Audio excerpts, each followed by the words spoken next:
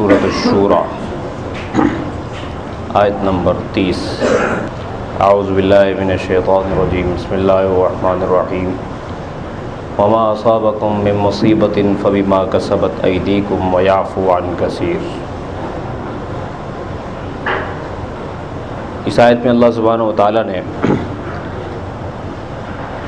امت مسلمہ کو مخاطب کرتے ہوئے فرمایا کہ دنیا میں جتنی مصائب آتے ہیں، عام طور پر بندہ مصیبت میں نا فوراً اللہ تعالیٰ کی طرف نگاہ دوڑاتا ہے کہ یا اللہ یہ کیا ہو گیا۔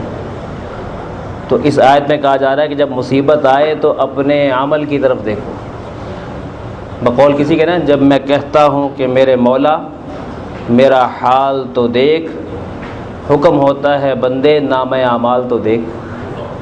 کیا کر رہا تو؟ حرکتیں ٹھیک نہیں ہیں، دیکھنا ٹھیک نہیں، بولنا ٹھیک نہیں، آزاد سمجھ کے سوتا ہے اپنے آپ کو، آزاد بن کے کاروبار کرتا ہے، آزاد بن کے تیرا پہناوا آزاد، تیرا بولنا آزاد، تیری خوشی غمی کے طریقے آزاد۔ پھر میں تجھے تھوڑی بات پہ پکڑ رہا ہوں، جگانے کے لیے متنبہ کر رہا ہوں، تو مجھے کہتا ہے یہ کیا ہوگا۔ اس لیے اپنے آپ کو چیک کر، اپنے آپ کو دیکھ۔ اگر تجھے تنگی دے رہا ہوں پیچھے کوئی وجہ ہے۔ علماء نے لکھا ہے کہ انسان کو، چونکہ اس آیت کے مخاطب انبیاء نہیں ہیں، انبیاء پر تو وہ تو معصوم ہوتے ہیں، تو عام لوگوں کو خطاب ہے کہ تم پر جو مصیبت آتی ہے تمہیں چیک کرو کہ کون سی غلطی مجھ سے ہو رہی ہے جو مجھے پتہ بھی نہیں ہے اور غلطی ہو رہی ہے، اس کی سزا مل رہی ہے۔ البتہ ساتھ میں کہ میں بہت ساری غلطیاں معاف کر دیتا ہوں، ہر غلطی پر نہیں پکڑتا، کسی غلطی پہ پکڑتا ہوں۔ لیکن ہم لوگ نا بڑے ہی نادان ہیں، سادہ ہیں۔ ہم اللہ کی پکڑ کس کو سمجھتے ہیں کہ بندہ مر جائے، کہتے پکڑ آ گئی، اس سے پہلے کی پکڑ ہاتھ ٹوٹ جائے، بازو ٹوٹ جائے۔ علماء نے لکھا ہے کہ یہ بھی اللہ کی پکڑ ہے کہ بندے کو تہجد میں اٹھنا نصیب نہ ہو، یہ اللہ کی پکڑ ہے، کیونکہ تہجد میں اللہ تعالیٰ اس کو اٹھنے کی توفیق دیتے ہیں جس کو اللہ پسند کرتے ہیں، جس کو پسند ہی نہیں کرتے کہ چل آرام سے بیٹھ، اور ہم اسے کبھی گناہ ہی نہیں سمجھتے، غلطی نہیں سمجھتے۔ یہ بھی نہیں کسی گناہ کی نحوست ہے کہ بندے کے لیے تہجد میں نہ اٹھا جائے، گناہ کی نحوست ہے کہ بندے کو جماعت کے ساتھ نماز نصیب نہ ہو، گناہ کی نحوست ہے کہ بندہ کھانا کھائے اور پھر بدپریزی بھی نہ کرے، پھر بھی بیمار رہے، گناہ کی نحوست ہے۔ ہم اپنے بلڈ پریشر کے چکر میں رہتے ہیں، بلڈ پریشر کسی گناہ کی نحوست ہے، شوگر لیول کنٹرول نہیں کسی گناہ کی نحوست، کولیسٹرول کنٹرول نہیں کسی گناہ کی نحوست۔ تو چیک کرو کہاں پر میں مسٹیک کر رہا ہوں۔ وما اصابکم من مصیبت فبما کسبت ایدیکم، تم پر جو مصیبت آتی ہے وہ تمہارے ہی ہاتھوں کے کیے ہوئے کاموں سے آتی ہے۔ ویعفو عن کثیر، بہت سارے گناہ تو معاف کر دیتا ہوں۔ علماء نے لکھا کہ ایک یہ بھی ہے کہ انسان جب گناہ کرتا ہے نا، گناہ کرتا ہے تو اللہ تعالیٰ اس گناہ کی نحوست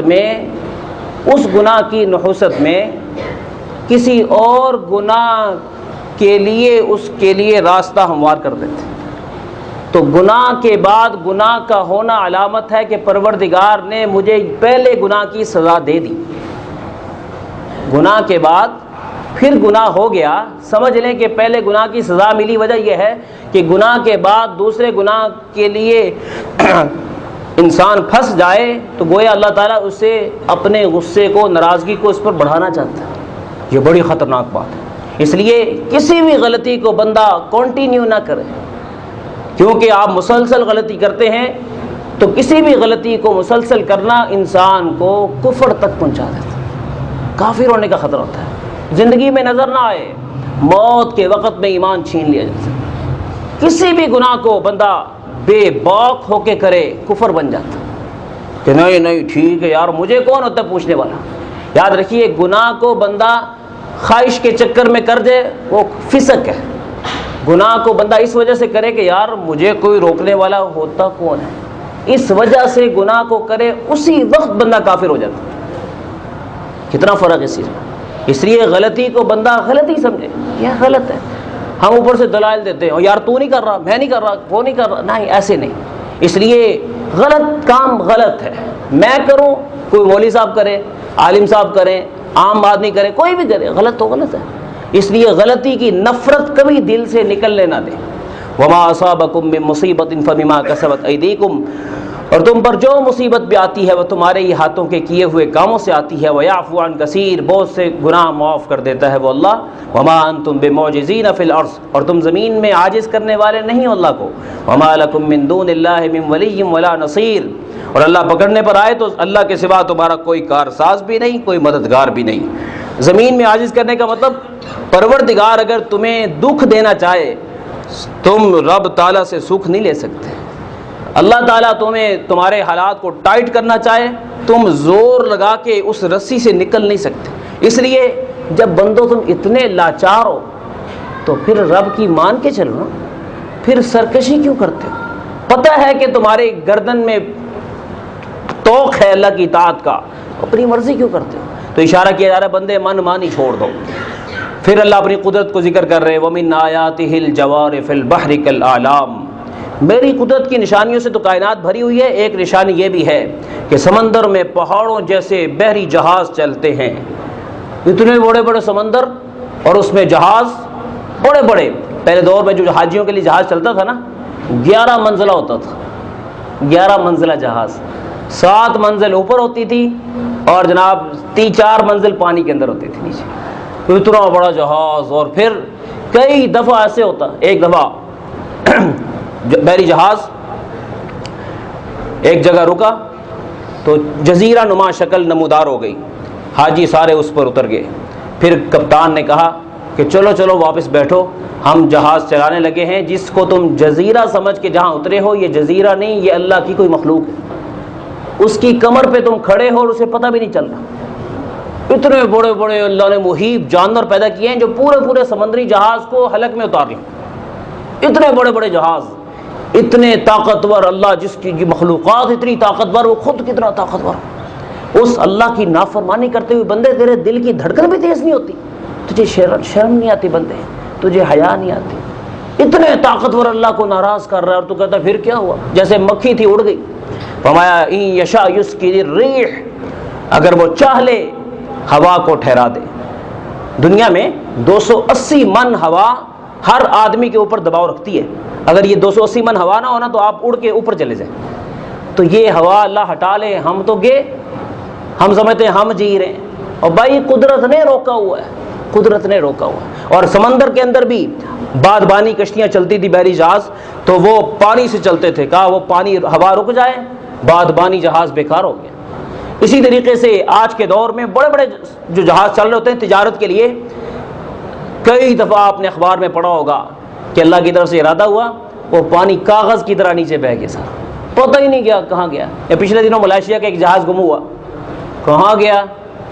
300 آدمی اس کے اندر ہے، پتہ ہی نہیں چلا کہاں گیا۔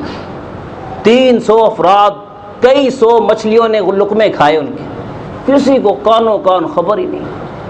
ان انسانوں کو کبھی انہوں نے سوچا بھی نہیں ہوگا کہ ہم اس طریقے سے اللہ پاک کی گرفت میں چلے جائیں گے۔ ہم بھی جہاں بیٹھے ہوئے دوستو، ہماری چھتیں یہ اللہ کے حکموں کی پابند ہے۔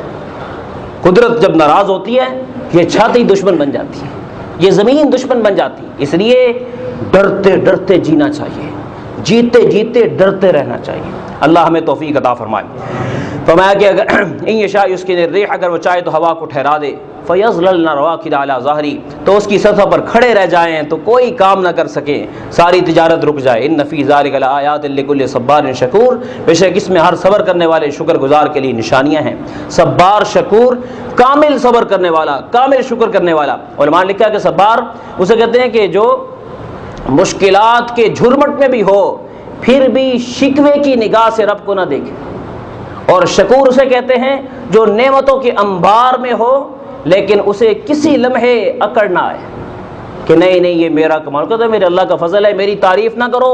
جو اس کو کہتا ہے نا تو یار کتنا زبردست خوش قسمت ہے تو یہ ہے، یہ کہتا ہے بھائی میرے اللہ کا فضل ہے، میری تعریف نہ کرو، اسے اپنی تعریف چبھتی ہے۔